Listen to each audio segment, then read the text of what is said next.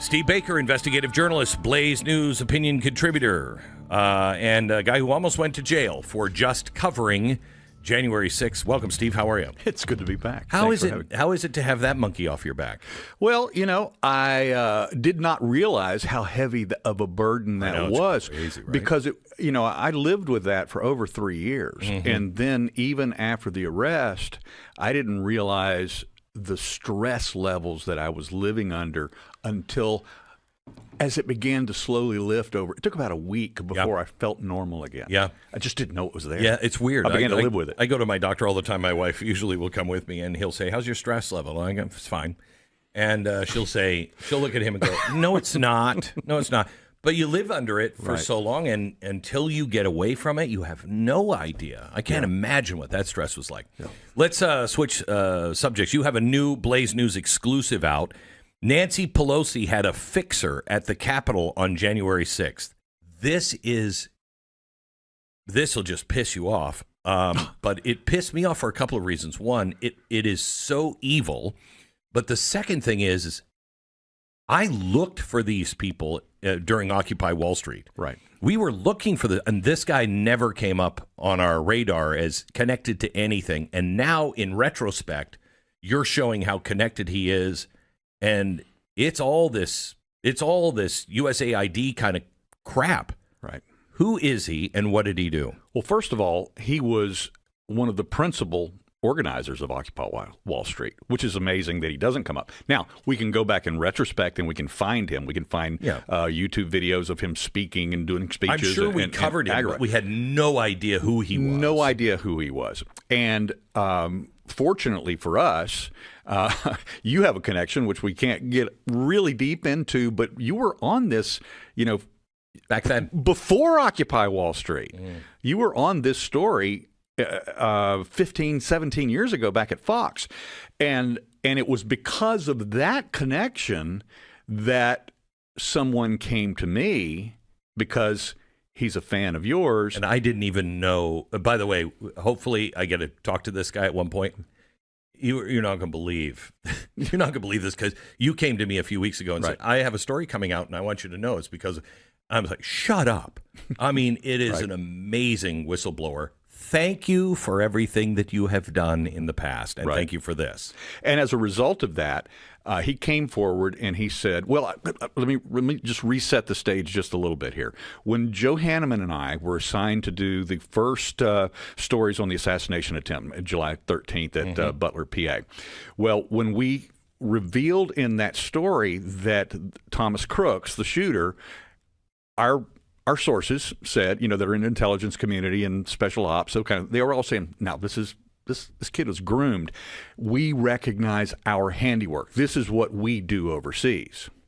So suddenly I get this call or a private message from a guy saying, yeah, great story, by the way. I really appreciate it. And by the way, I think you got it right. Well, okay, thank you for telling me that. Yeah. Who are you?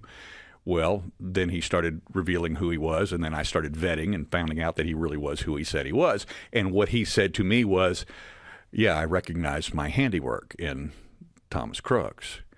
And so we started the process of sharing things, developing a relationship, and then one day, as our relationship is growing, he says, oh, by the way, I have a couple of names to give you if you really want to know what happened on January 6th.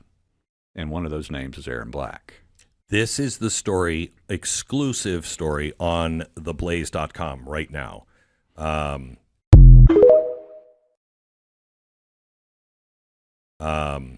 The Nancy Pelosi had a fixer at the Capitol on January 6th.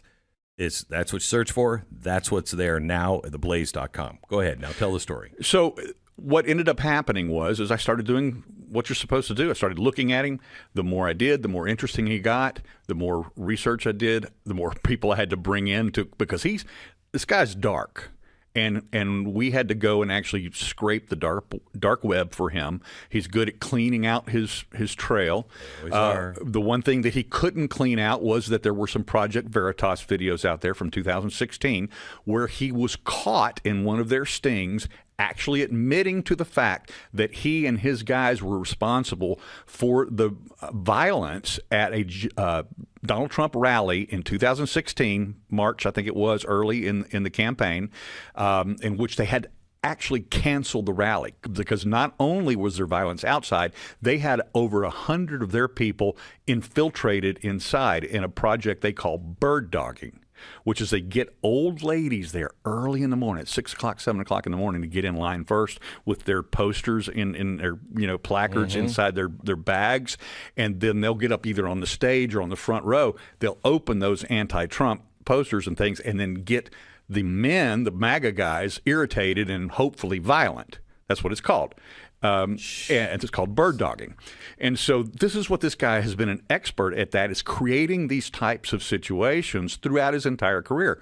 From Occupy Wall Street, all of a sudden he shows up on the radar again in 2016 in a couple of very specific events, and then he goes silent again, and then all of a sudden he reemerges as quote-unquote senior political advisor at Team Pelosi.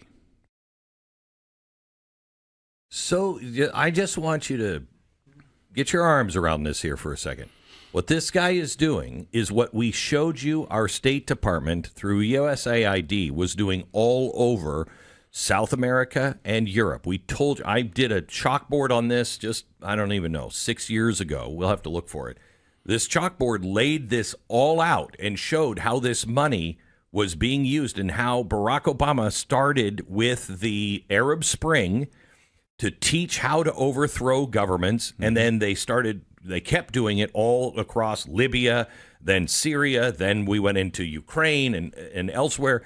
We went into South America. This is what they were perfecting, these color revolutions, right, paid for by your tax dollars.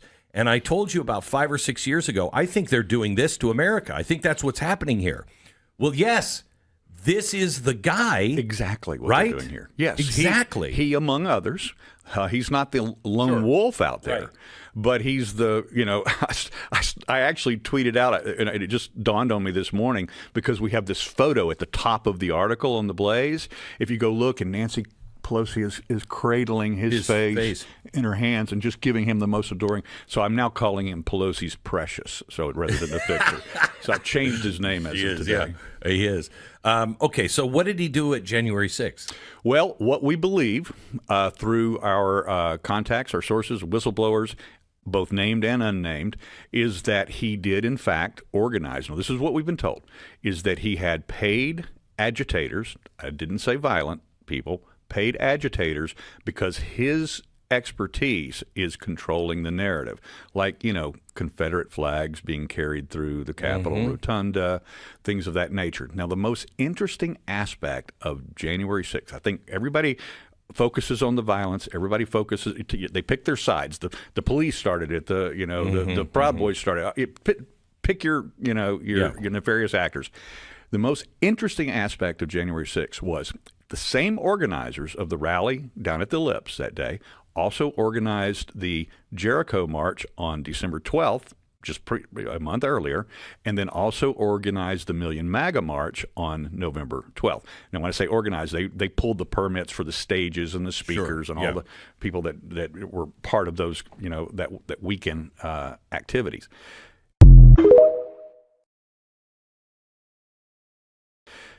But at all of those events, there was extreme violence. Antifa, BLM, Proud Boys knocking heads. Antifa was attacking old ladies and, elderly couples going back to their cars after attending the rallies.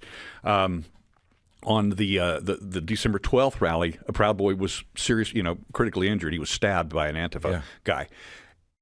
And then suddenly on January 6th, the largest event of them all, by multiples larger, 0 counter-protesters. And that was at the Ellipse, right? That was Anywhere. You saw no counter-protesters anywhere. It's weird because I was just thinking, well, no, there were at the Capitol, but those are ones I've deemed not part of the movement. Right, You know what I mean? That right. I've looked at and went, there's no way that person is part of the movement. But they were acting like they were part of the That's movement. correct. This is what his expertise is controlling the narrative. And what did Nancy Pelosi most famously say when she set up the committee? She said that this was to establish and preserve the narrative of that day.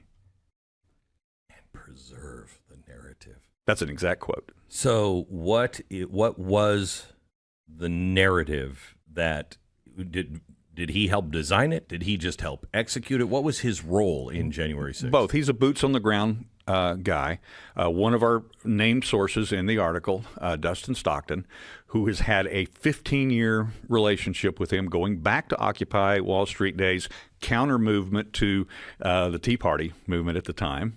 And so as a result of those two things, there was a lot of collusion between Stockton and Black during that time, over the years, all the way up until and through January 6th.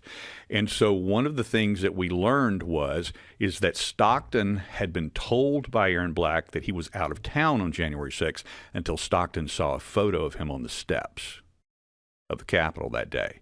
And then, additionally, because he was very, very worried that he had been seen, he started reaching out to other people within our network and at security people and asking them about, he was very concerned about whether his comms had been caught in the geofence that day. Became very, very concerned about that. And these are stories that are coming to us through sources that you can't even believe. We're talking about Rolling Stone, Politico, other places. I want to ask you. Let me take a quick break, and when we come back, I just want to know. I'm really excited at what Trump has been doing. I'm very, very excited what's happening. I'm a little underwhelmed, and I just said to Stu, put this on your calendar. A year from now, if we're not seeing things, right, then this is not strategy. I think it's strategy so far, but I've been underwhelmed by what's happening at the FBI and the DOJ, because that's critical to the rot that is in there and undoing the damage of the deep state. So, Steve, this is just part one of a series of articles that you're going to be doing. Now, in my world, this guy would be called in by the FBI, and they'd start questioning him. You know, what are you doing? What happened? You know, we haven't found even the pipe bomber yet. That's a little odd. Are you disappointed at all in Pam Bondi and what the FBI is doing? Do you think this is strategy, incompetence? Are they no different than the rest of them? What has happened in there? Glenn, we revealed a year and a half ago irrefutable proof that 2 federal officers perjured themselves in federal court, and nothing's ever happened.